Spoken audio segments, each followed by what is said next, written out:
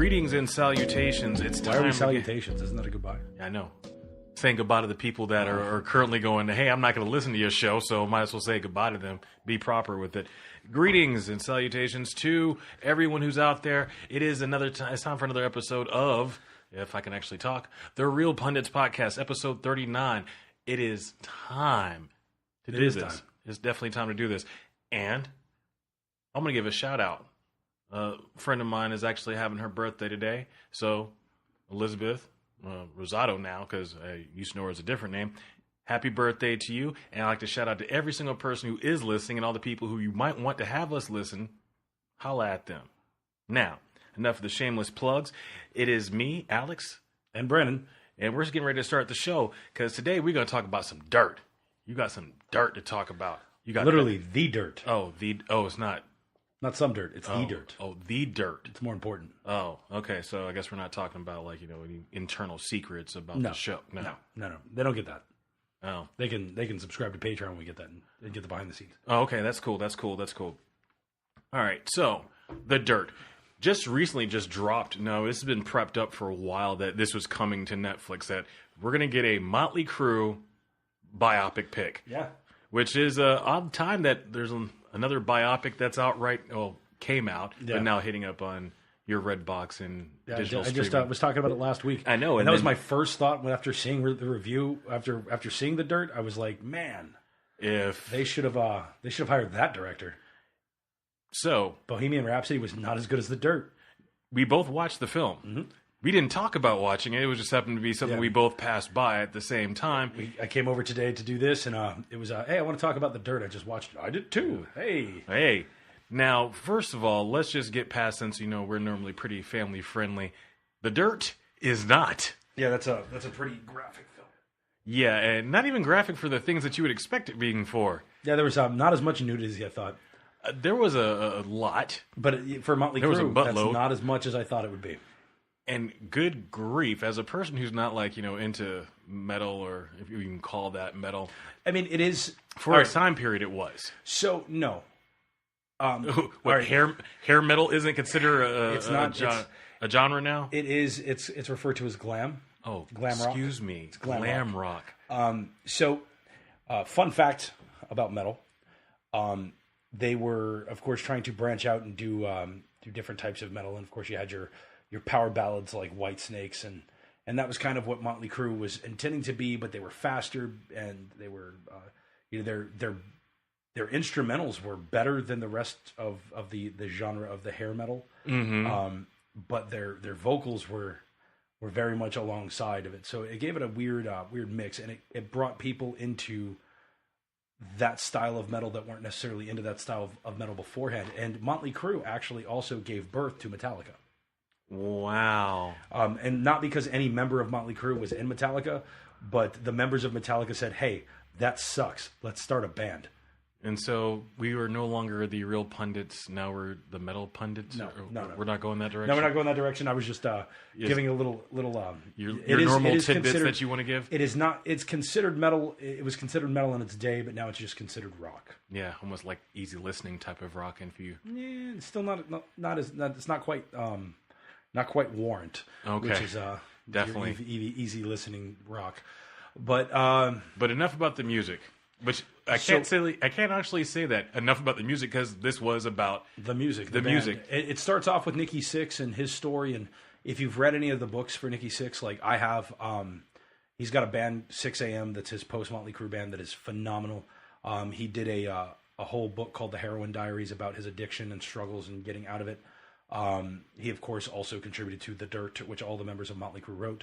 Which I saw that in the credits. Which is the only thing I can actually say about this is, unlike most movies where I have a plethora of information, kind of like you do, I went into this 100% blind just to watch a film that a lot of people were talking about. And let's be 100% honest. The real reason that got me to the door is I wanted to see if Machine Gun Kelly could really act. Yes. See, you just missed him in, like I said, I was talking about this earlier, you missed him in Punk's Dead.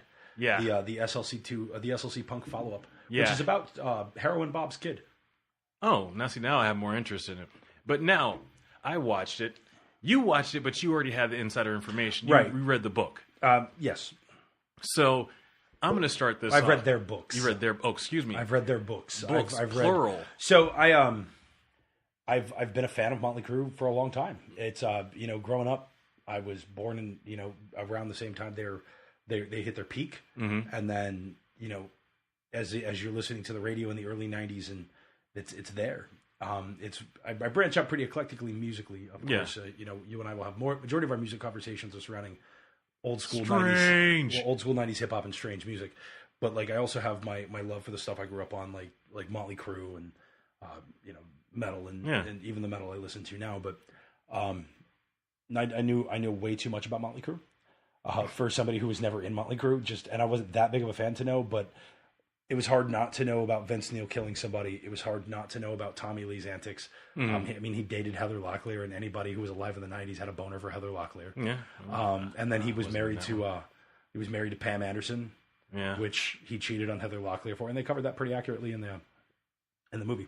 But as a person who knows all this information, I'm going to break you away from the information that you know. Yeah. It was a stylized film. Oh, it was beautifully done. And we haven't seen a lot of that recently. I mean, there's been a couple of movies here and there that have a very stylized feel, and you go through and you could almost pin the movie if someone just started playing The Dirt randomly right now. Not because I know the actors, but the way it was shot, it had its own humor because you had several different people's versions of what actually breaking happened. The fourth wall and explaining what was really going on. Narrating. And I enjoyed that because it was the band's movie. Because there's too many times where you have a biopic film that's one-sided. That's very one-sided, and or you get a documentary that's a slam piece. That's the other thing that I don't like either. This was still entertaining. You had your point of your hero's journey in this whole process, and at the very end, you did not feel more depressed. It focused a lot more on Nikki Sixx than everybody else, which is which is right to do because he is the guy that wrote the first books. He's the guy that's been. I mean, and from the point of view of a non-rock fan, that was the leader of the band. He started it. It's because unlike you, I don't have this long history with that band, so I'm going. That's his band. He's the one who organized everything. He put it all together. But even though we were following his story, it was good to see everybody else's piece too. Everybody else's piece, and seeing that they were also going through different things, and knowing Tommy Lee backwards, because I only know of him from the Pam Anderson era, to go, this is how he started off. And he was even more, I like him more now knowing that this is how he was. Even with a little bit of Hollywood sprinkled on top of it. The Methods of Mayhem days of Tommy Lee, which was his bad hip hop. Which I still go, hey, it's cool that he branched out, and there was a scene in the movie, just to jump straight past some things. It was a tiny thing that most people may have passed on, but as a person who's into hip hop, electronica, DJing, I never knew that he was really practicing his technique on as far as DJing, because there's a scene where Nicky comes over to his house and he's messing with his turntables. I'm like, huh. Yeah, Tommy Lee likes beats. He's like Travis Barker. Yeah. You would not expect him to want to branch out of rock, but the guy likes beats. He's a drummer. He likes rhythm. He likes beats. And he's a very talented drummer. To see Machine Gun Kelly portray him was amazing. That was the part that blew me away, because I didn't see Machine Gun Kelly playing this part. I just saw... Yeah, you saw young Tommy Lee. To see Ramsey Bolton play Mick Mars. It was almost too perfect, which, of course, that is a good plug-in for what we're going to be talking about the next episode, which is getting back to our Game of Thrones. So that was a casual hint that we're not stepping too far away from the Game of Thrones. You will get that later on in the week. Pete Davidson is their manager, label guy. Such an eclectic grouping of people they picked for the movie. And well, if you look at the band, it was a very eclectic band, which is why the Motley Crue fit them so well. You had Vince Neil, who only wanted to do one thing. Yeah. And he says it in the movie. He was like, I joined a band so I could get laid. And then you had Tommy Lee, who just wanted to be a drummer and find love. Yeah. And then, which is weird to see what he's become now, with all the domestic abuse allegations. Yeah, we're not going to get into that, man. But then Nikki Sixx, who just liked music and wanted to have the band. Wanted to have the band. And well, even besides that, he was, really bad home life growing up, blah, blah, blah. And this is his runaway escape. Band thing. And then Mick Mars, who was just there. An old crotchety. Yeah, an old guy with a degenerative bone disease. But they did very good. Everybody had their own way of doing things, their own way of thinking, and It was good to see that portrayed because I've seen other movies that have done this. And you end up with just the focus on whoever's the most famous. Kind of like another movie I guess you've seen recently where only the focus is on the most famous person. What was that movie called? oh, that was Bohemian Rhapsody. Yeah, I know. Yeah, see, and that's the thing. Like it did have some focus on the rest of Queen, but it was about Freddie Mercury. And that to me is where I have my issues of you shouldn't have your biopic film focus strictly on whoever's the most famous person. It should be about the actual. If it's a band, let it be a band. Now I will let it go as far as the Tupac film should be Tupac, Biggie film, Biggie. But I'm bringing all this up to go. We're going to be getting soon. Rumor has it that we're going to be soon seeing a new biopic film, Wu-Tang. I want to make sure that Rest in peace, ODB. for real though. But the point comes down to it is we need to be able to have biopic films that show multiple people, and especially with the Wu-Tang being 20 million members deep. If it doesn't open with "Oh Baby, I Like It Raw," If it doesn't- you're missing the boat. If it doesn't wake up, if it doesn't start up with the fact of Wu-Tang is for the kids, Yeah, and then go through all their craziness, then there's something wrong. but no, it's no. I just want to hear that. Ding, ding, ding, ding, ding. It'll probably start off with Yeah, that. it has to. It is definitely going to be one of those things. But I'm looking forward to seeing more biopic films, but you have to do them right. And I think that it's sad that The Dirt went to Netflix. I would love to have seen that. That would have been the best place for it. There's less. If you look at it, it's like the Wild West over there. There's less censorship on Netflix. True, you couldn't get away with this in the theater, but Yeah, I also you would think never that, release that for theater. But the music being involved with it, Opening credits had a squirting scene.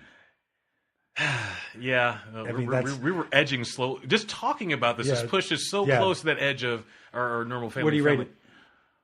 3 No, I'm gonna say 3.5. It was good. It wasn't great. I'm right there with you. My biggest problem is I had no horse in the race. Like in all honesty, Even as a fan of Motley Crue and a fan of I love biopics Right. of bands. Like The Doors was great. now that one was where I get the 4.5 out of 5. that's still only a 4. For me, it was a 4.5 artistically. The one thing that a lot of biopic picks, and the Hendrix biopic pick that had Andre 3000 in it, the reason why I didn't like it as much is they didn't have the rights from the Hendrix family to go through and use the music. That's the reason why I would love to see it in a theater.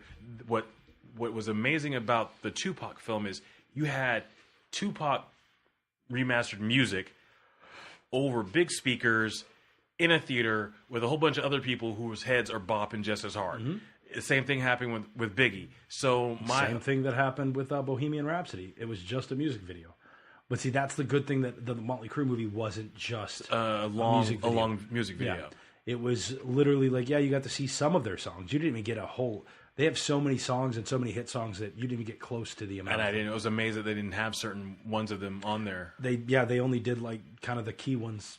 Yeah. Which they talked about Home Sweet Home being the one that everybody like thought was going to crash, but it's one of their bigger songs. It's just one of those things that we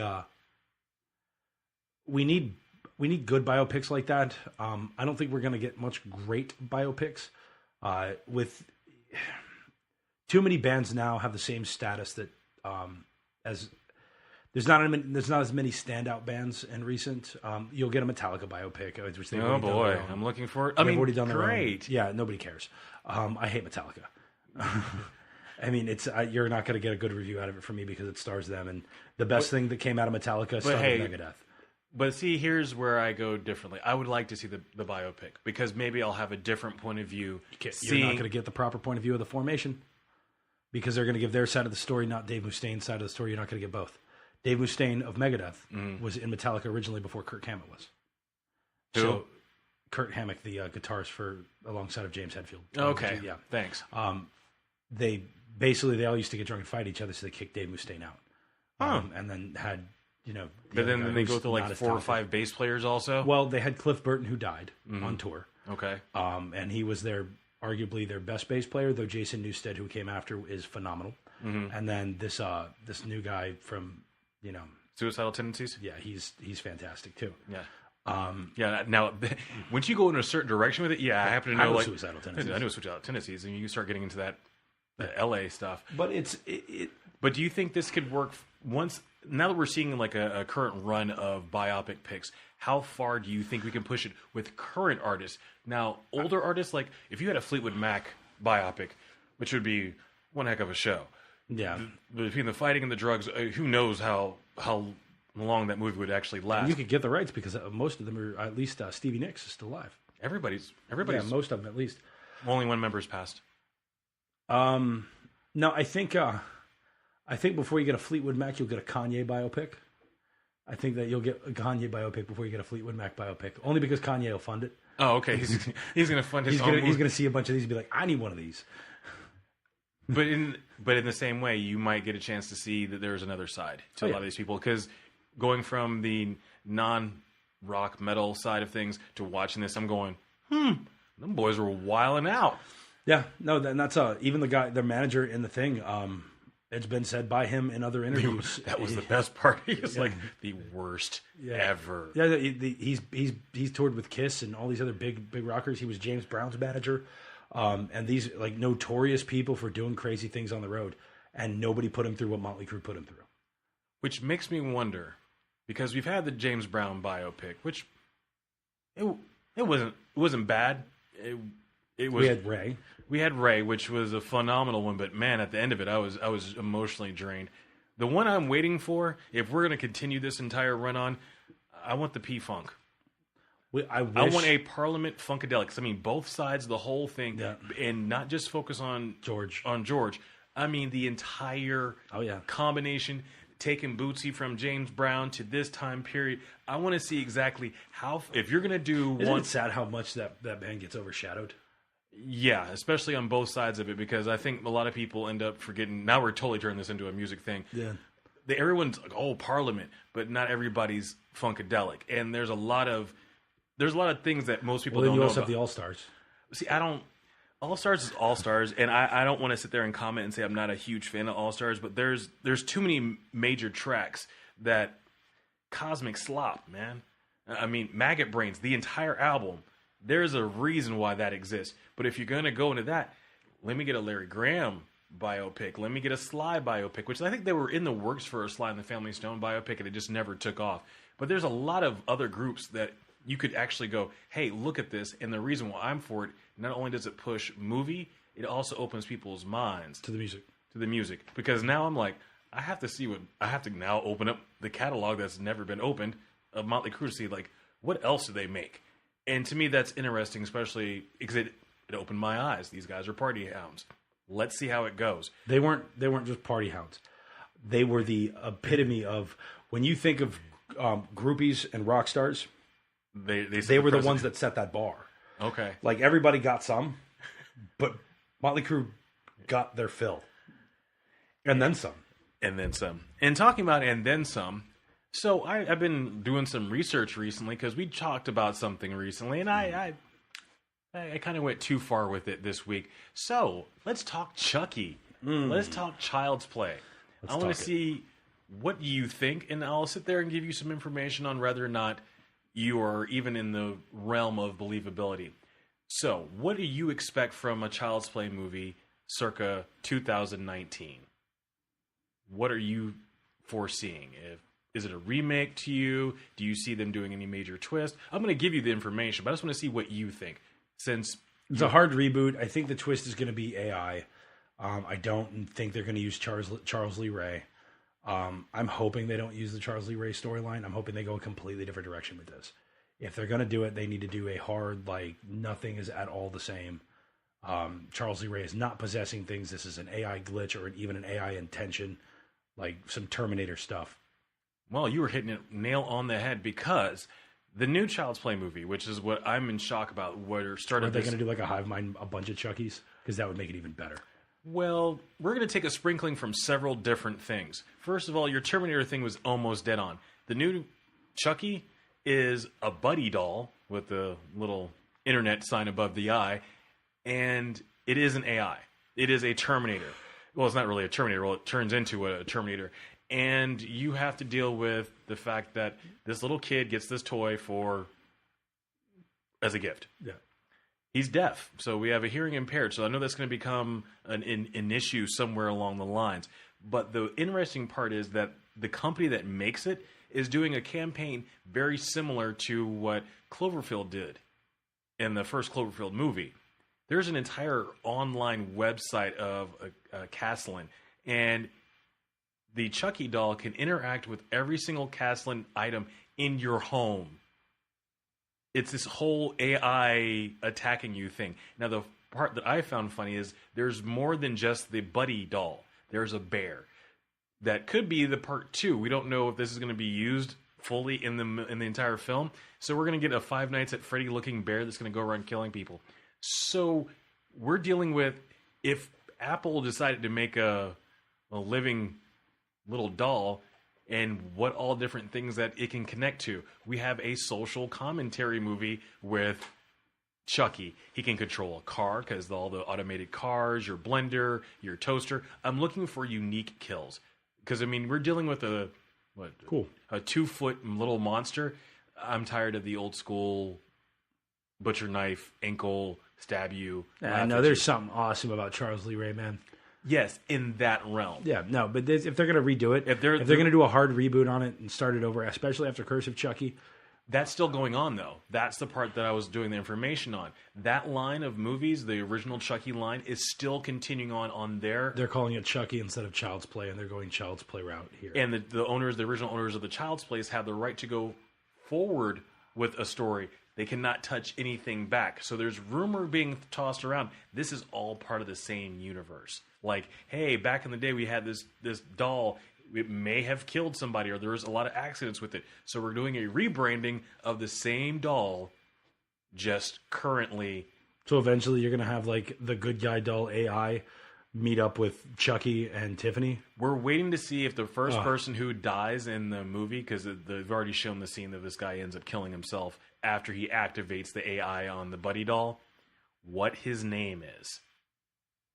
If it's Charlie or anything at all, we know that that's the connection. There's going to be, rumor has it, there's a connection between the original Child's Play and this one. So it may not be an honest reboot. Oh, that's terrible. So you just got me less excited than I was. I know, that's what I was waiting for. I did the research just to sit there and see, would you get... Well, now you see, that's just too complicated. Like, is it connected? Is it? I don't mind them continuing with Curse of Chucky and going that route. And it's like, oh, it's similar because he doesn't even look like a good guy doll anymore. He's malformed, and you have this all crazy thing going on, and you could call it just Chucky, Chucky films, and then you have Child's Play films. Which, yes, Chucky fans will know what Child's Play is, but okay, we've started this, but we're going to continue this. I can get down with that. Make them separate universes. Make this an AI malfunction. And if you're going to have the guy kill himself and his name is Charles, then you're still going the Charles Lee Ray aspect, and it's not what I'm looking for. I'm looking for like mass hive-minded army of small dolls with butcher knives. I want to see more than just hive mind of a whole bunch of dolls. I want to be able to sit there and go, all the interconnectivity, all the things that I always talk about great about Apple, ding, that, this all can come in to get you. And I like to see how they're going to implement it. The reason why I'm thinking that it's not going to work out from that is it comes from the makers of It. And I'm like, oh boy. Yay. Yeah. They made a bad film, and now they're going to make another one. And they're just hitting up all the classics. So what other classic are you waiting to see ruined? Well, they're going forward with Bride of Frankenstein, so there's that. We're not going to go into the Universal area. Pick another horrible one, because I've been doing some looking I've been reading that they're going to be doing another Nightmare. Yeah, and Leprechaun's making a comeback. Yep. I know. I've read about all these things, and I just keep getting Critters. See, that I'm cool with. So there are some that I can get behind. If you want to redo Critters and Tremors, I can get behind that. Why? Yeah. Because unless you're me or somebody who's as deeply ingrained in horror films as I am, most people don't remember Critters or Tremors. Critters was like... It was great, and it was one of Leonardo DiCaprio's first films. And Critters 3. And the best part is, it looks like they just literally dusted off the original Critters animatronics. It's fantastic. And they didn't even try. It's fine. They can just come back from space and be here and now. That's literally what you just told the storyline of the new. Yeah, you don't even need to do anything. It doesn't need to be a reboot. It's like, hey, Critters 2019. Okay. we're starting up Yeah, again. like I can dig that. Tremors, like that, you could redo that. Nobody remembers Tremors. But Tremors holds a special place amongst a very large grouping of people. Yeah, especially if you're Kevin Bacon because it's one of your films. Yeah, that one did kind of branch out into the Kevin Bacon being attached to other things Michael Gross now you can do with him. But Yeah. I'm just right now, instead of trying to throw so much shade at so many of these remakes, I'm giving them a little bit of a chance if you're going to do your own thing. Shock me. Give me an AI. Okay, fine. How are you going to knock people out? How is this going to work? Are you going to use... You got to use your traditional weapon, kind of like with any other movies. But give me something. If you're going to remake it and I have to sit through it, you better give me something where I go, okay, I was not expecting that. I think that's what my biggest problem is. I don't want to remake that's a shot for shot. This one with modernized. That I can watch the original for that. You know what I hate? That's a knee-jerk reflex. Playing the 6 Degrees to Kevin Bacon. Okay. When the minute I say Kevin Bacon, my brain starts thinking of people that aren't connected, and the entire cast of Friends is 4 steps from Kevin Bacon. Courtney Cox. Courtney Cox. Yeah. And Scream with Nev Campbell. Yeah. We can play this game all day. Yeah, that sucks. I know. I hate it, but that's my knee-jerk. I'm like, oh, that's definitely a thing that you can't think get of away. You think of Kevin Bacon. You're like, what? Who hasn't been in a thing with him? How do you not get to him? I was like, oh, how about Tom Holland? But nope. Okay. Oh. RDJ. Yeah, and Marissa Tomei. Mm-hmm. Yeah. Yep. I was getting ready to go. There's no way. Oh yeah, Marissa Tomei, RDJ. Yeah. And, name an Avengers film, and guess what? The whole cast of Avengers leads Nah. to Kevin Bacon. even quicker now because of X-Men First Class. Oh man. That's what I said. You've actually just Well, because they haven't crossed that yet, but that's coming. Well, it's not but even now coming soon. Now Bruce Willis is two steps from Kevin Bacon. Okay, now I'm trying to think. How is Bruce Willis? He was in Glass. Oh, yeah, with James McAvoy, who was in X-Men First Class with Kevin Bacon. yeah, 2 steps away. That's sad. I didn't even think about that one. Kevin Bacon. Kevin Bacon, gotta love that guy.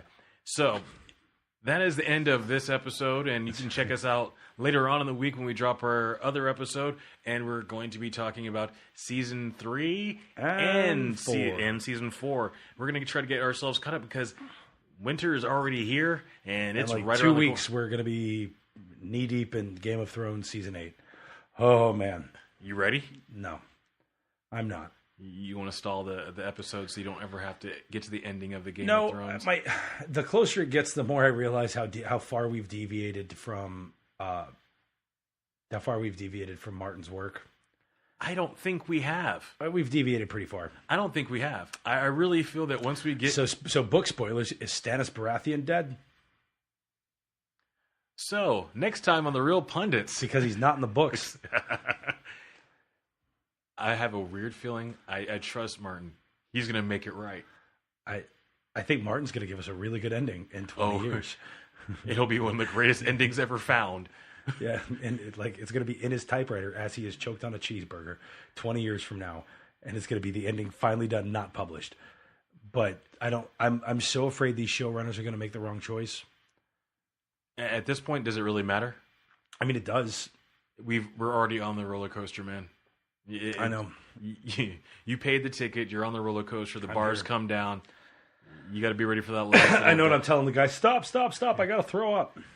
And they're just going to go. They're gonna have a good day. Have fun. Yeah. Don't die. All right. So if you have any comments, questions, or anything you want to talk to us about, hit us up at the mailbag at therealpundits.com. If you want to find us on Twitter, just find us at therealpundits. And anytime after that, you know what I'm going to say, which is bye. Peace.